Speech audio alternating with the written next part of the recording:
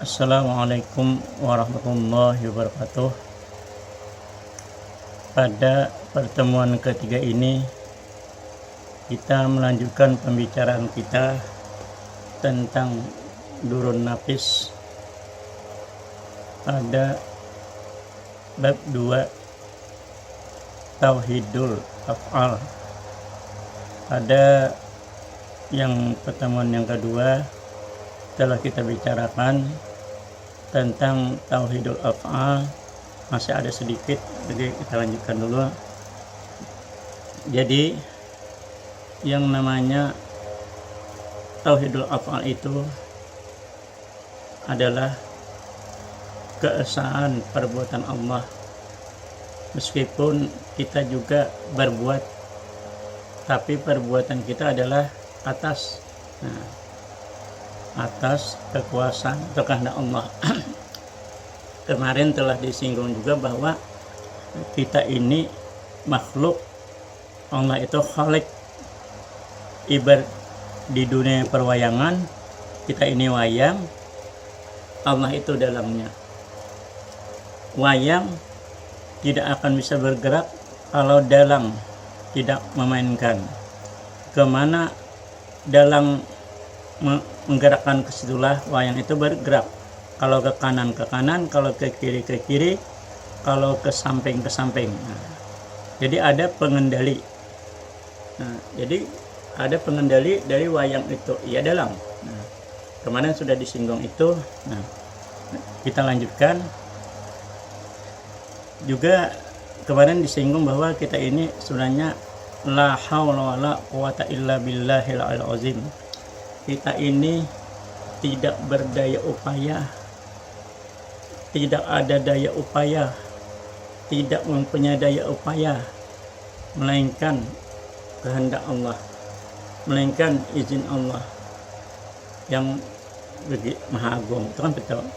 Jadi kita ini sebenarnya di bawah kendali Allah. Itu wajar, karena kita dicipta, yang mencipta Allah yang maha kuasa.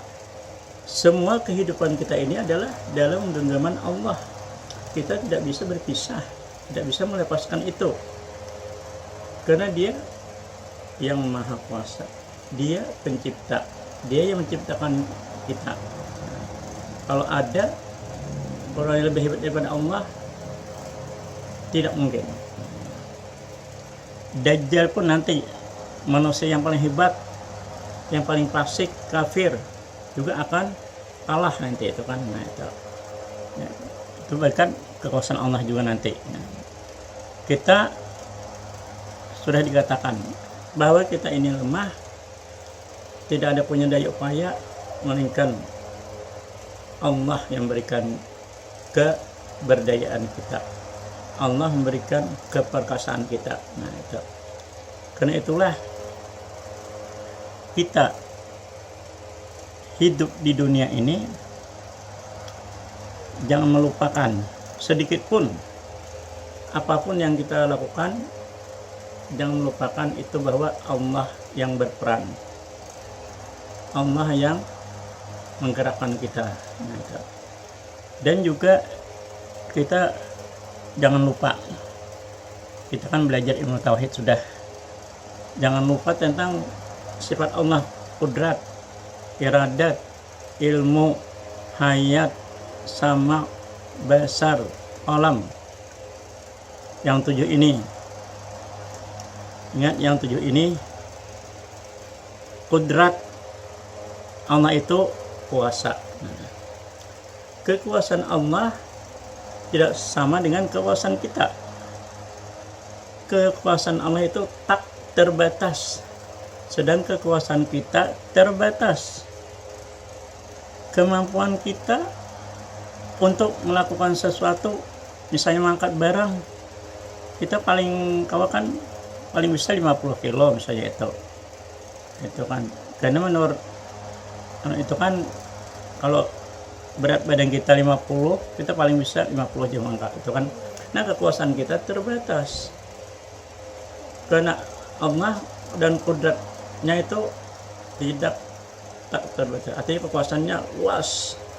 Nah, dibanding kita, malah kita ini Allah lah yang memberi kekuatan pada kita. Nah, ingat kemarin kita ini hanya majas. Nah, itu kan. Jadi kita ini hanya wayang, gitu. Bisa bergerak, atau ada yang menggerakkan itu. Ingat itu bahwa kita ini di dalam genggaman Allah. Kalau kita bergerak itu di genggaman kudratnya. Kemudian iradat, berkehendak. Allah itu berkehendak, kita juga punya kehendak. Kehendak kita ingat diberikan oleh Allah kepada kita. Tapi kehendak kita ini bisa tidak sesuai dengan kehendak Allah. Kan banyak contoh. Orang yang berusaha sudah semampu mungkin, ternyata gagal. Nah, artinya dia menghendaki sesuatu, dia usahakan sudah dengan kemampuannya.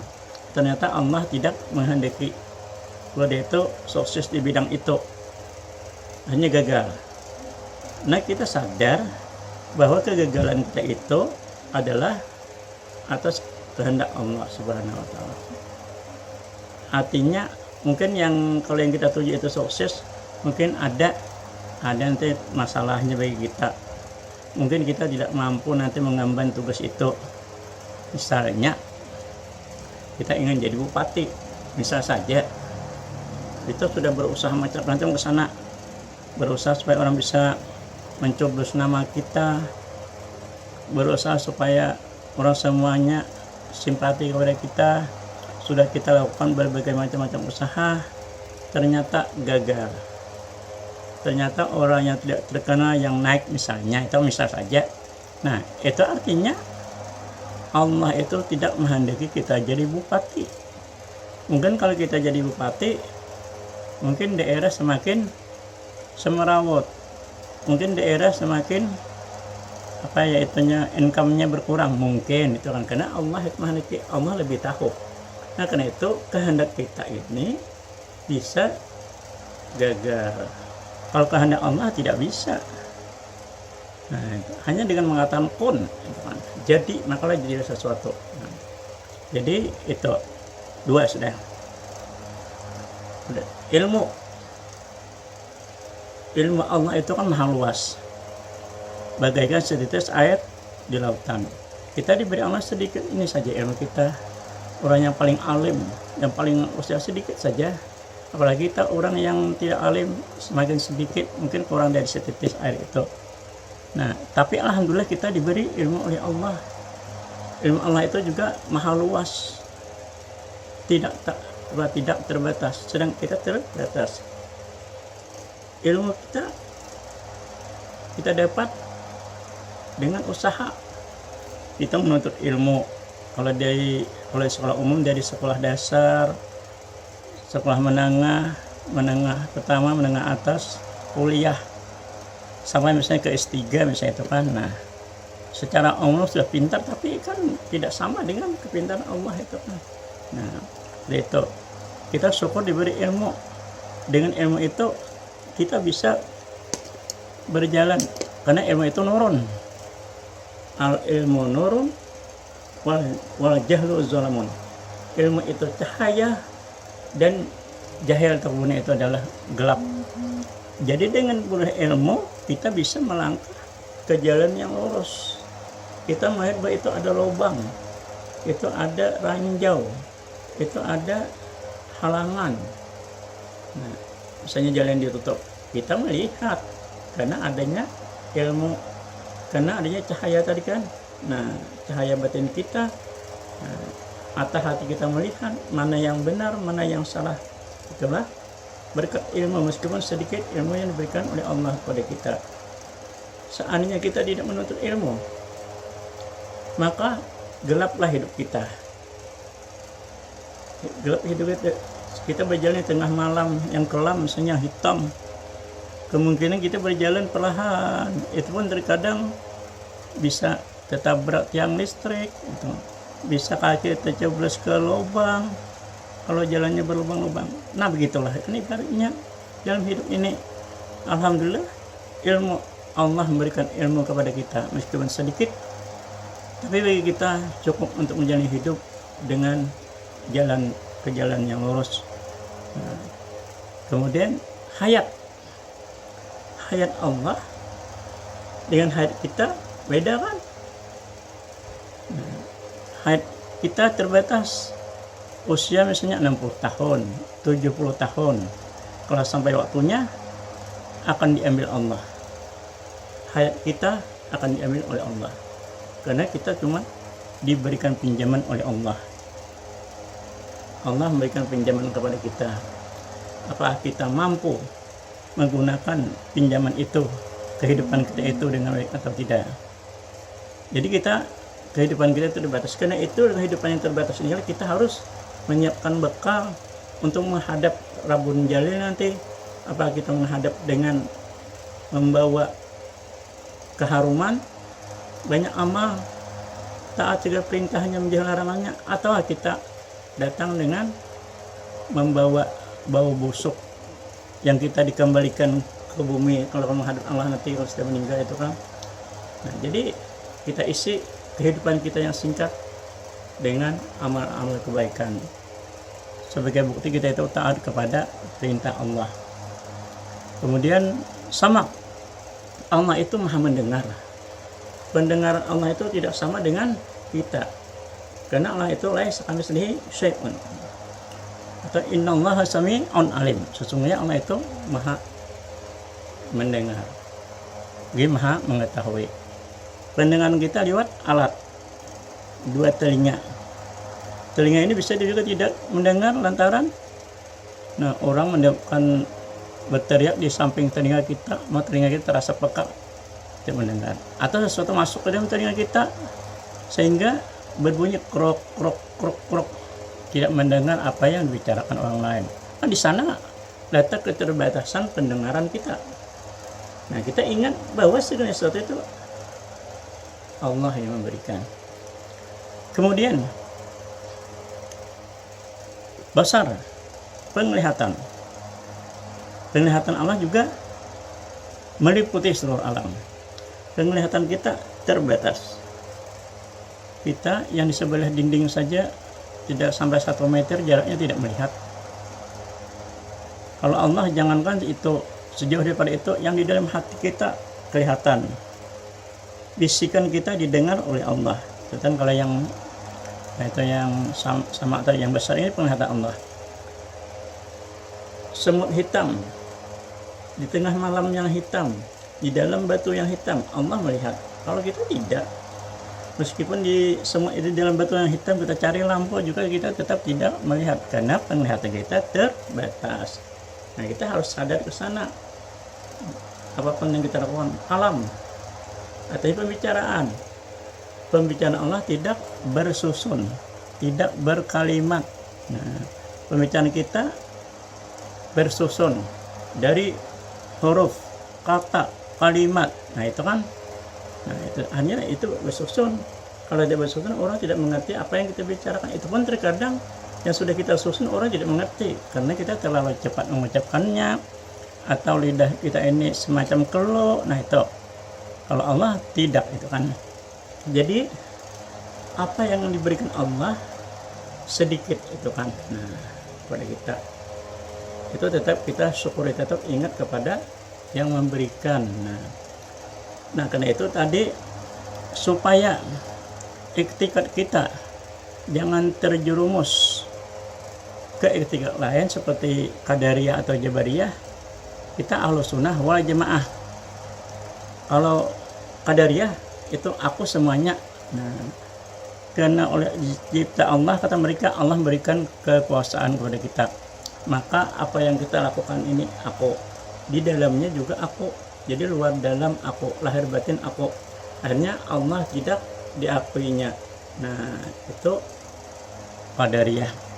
Kalau Jabariyah di luar Allah, di dalam Allah. Artinya siapa yang mengangkat ini? Siapa yang mengangkat ini? Allah, katanya. Nah, dalam hati juga dia mengatakan Allah juga. Nah, jadi luar dalam Allah itu Jabariyah. Banyak orang yang mengaji ilmu tasawuf yang larinya ke sana.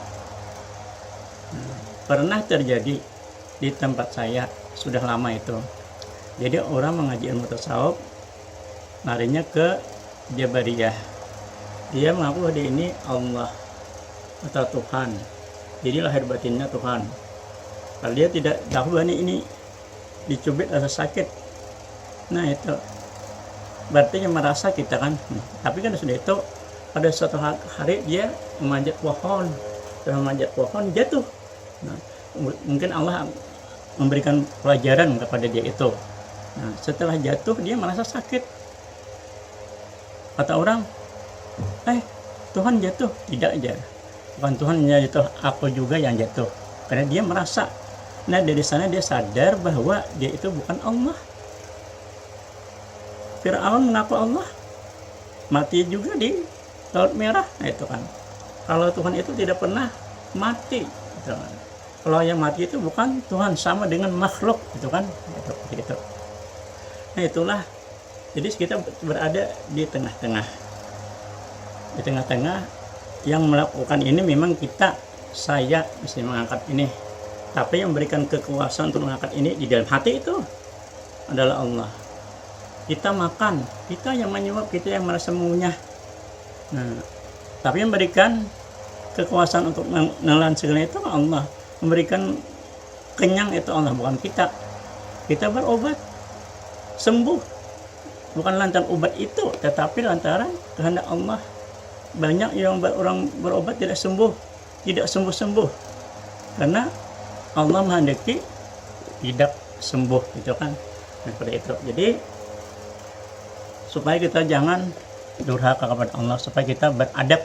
Jadi pendapat Ahlus Sunnah wal Jamaah ini di tengah. Kita beradab. Kata firman Allah, ma asabaka min hasanatim fa minallah wa ma asabaka min sayyi'atin fa min nafsik. An-Nisa ayat 96 kalau tidak salah itu kan. Jadi segala sesuatu kebaikan, artinya apa saja kebaikan itu hendaknya disandarkan kepada Allah. Jadi yang baik-baiknya itu disandarkan kepada Allah yang memberikan. Nah, kemudian kalau yang tidak baik, yang jahat-jahat itu sandarkan kepada diri kita. Artinya kita itu beradab meskipun pada hakikatnya bahwa baik buruk itu sudah dari Allah. Cuma kita supaya beradab sesuai dengan Al-Quran itu kan. Jadi apa-apa yang baik kita sandarkan kepada Allah. Alhamdulillah itu kan. Allah memberikan rezeki hari ini. Alhamdulillah saya sudah sembuh dari sakit. Alhamdulillah anak saya sukses kuliah. Tapi kalau terjadi, nah itu kan kesalahan atau kerjaan, astagfirullah, aku salah tadi. Nah itu kan gitu. Astagfirullah, aku lupa salat. Astagfirullah, aku salah jalan. Kenapa itu? Nah jadi semuanya yang tidak baik kita akui. Tapi di dalamnya tetap ke sana. Karena kalau kita dikatakan tidak beradab, kalau nanti bertentangan dengan firman Allah itu. Nah itulah paham Ahlus Sunnah wal Jamaah. Jadi paham Ahlus Sunnah wal Jamaah itu sebenarnya berada di tengah-tengah itu. Demikian. Salah khilaf mohon maaf. Nanti akan kita lanjutkan dengan Tauhidul Asma. Karena di dalam kitab ini lebih dulu Tauhidul Af'al, kemudian Tauhidul Asma, Tauhidul Sifat, Tauhidul Zat, depan. Biasanya zat dulu, sifat, af'al dan asma. Tapi karena sesuai di sini, karena yang kita bicarakan kitab Durun Nafis itu kan, kita tidak akan menyimpang dari apa yang diajarkan urutan-urutannya. Demikian salah khilaf mohon maaf. Akhirul kalam. Assalamualaikum warahmatullahi wabarakatuh.